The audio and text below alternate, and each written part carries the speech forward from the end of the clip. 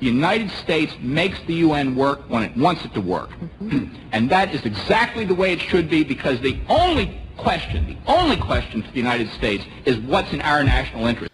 My name is John, and the International Criminal Court is now in session. It is October 26, 2025, and once again we are going to look at the situation within Ukraine. So, let's begin. First of all, we are going to look at the Zaporizhzhia direction. The Russians were pushed a little bit back in the town of Stepnogorsk, but as of today's recording, they are still contesting for the very southern neighborhoods of Primorske. And that's it. There are no advances so far in the direction of Orikov, but in the direction of Gulaipol, it is a completely different story. The Russians continue their advances east of the town of Gulaipol and are trying to start the battles for Zelenigai and Vasily. The Russians are also apparently trying to seize this pocket here too, which contains the villages of Krasnohirsky and Privilny. And within Dnipropetrovsk region, the Russians are trying to seize control over the villages of Yehorivka, Kyrepchny, and Vishnivy. Pardon me if I got that pronunciation wrong or so, but it is what it is. And there's also reports from Deep State UA that the Russians are advancing on the village of Novo-Alexandrivka, which is this place here. And should they be able to take this, then they're pretty much going to have no issues whatsoever cutting this road between Pokrovsky and Gulaipol down here. And in turn, it will pretty much cause this entire defensive area to collapse. Now, Suryak has finally repainted back Novoselivka under Russian control. I mean, it took you a little while, but it is what it is. And Siknive is in a gray zone, but I honestly believe at this point it's under Russian control. Oleksandrohad is under Ukrainian control, according to Suryak. And in the Novopavlivka, Dnipropetrovsk direction, the Russians have apparently continued their advances north of Ivanovka, but no noticeable changes as of today's video. But in the area of Udachny, the Russians have apparently not only recaptured Novomykhailivka, but they also have finally captured the strategic fortifications area in this zone here. And by taking this, they will now be able to push into Dnipropetrovsk region, at least as far as Rypol. And also because of this, the Russians have also begun their advances within this area too, which is west of Molodetsky. So it's only a matter of time before we get the Battle of Novo-Pedoridne, but I don't know if it's going to come too quick due to the fact that the Russians are still contesting for Pokrovsk. And speaking of which, the coal mine that is adjacent to Pokrovsk has fallen under Russian control, even though Suryak has not colored it yet, but Radov says that it is the case. And then within the city of Pokrovsk right now, the Russians have continued their advances within the northern half of the city. In addition, Russians are also advancing eastward within other parts of the northern half of Pokrovsk from the industrial zone here in the west. But otherwise, though, not too many major changes. Things are relatively stable for now, but I don't know how long that's going to last. In the city of Myanograd, things are not looking good for the armed forces of Ukraine. Apparently, according to Radov, the Russians have seized this coal mining zone here, or industrial area, and apparently they have taken over some low-rise housing areas here too, which is not too far from these commie blocks.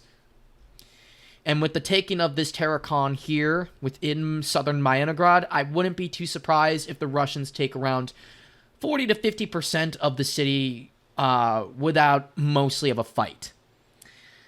And in addition, more bad news for the armed forces of Ukraine. The Russians have also advanced into the northern commie blocks as well, and have also begun advancing within these low-rise areas as well too. And probably the biggest news of the video, the Russians have finally seized complete control over the town of RODYNSKE.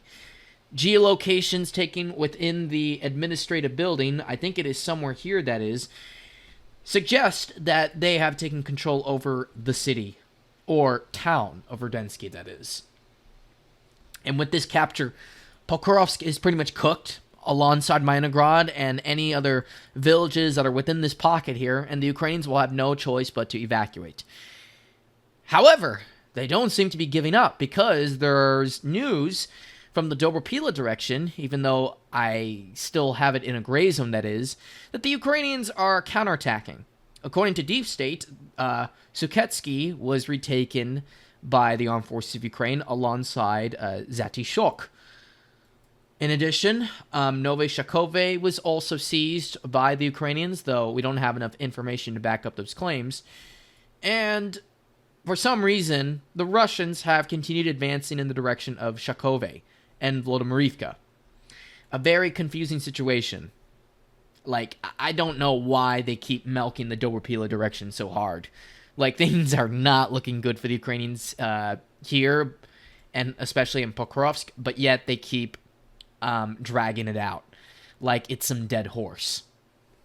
I mean, if you look up the recent Deep State update within this area, it's almost as if a flat Earth conspiracy theorist is crashing out. It's that bad. In the Konstantinovka direction, no changes, even though there are reports of Russians clashing for the very eastern parts of the city. And then, in the Siversk direction, the Russians continue their advances on the town, but as of today, there are no noticeable changes. And there's also reports circulating that Dronivka is also under complete Russian control.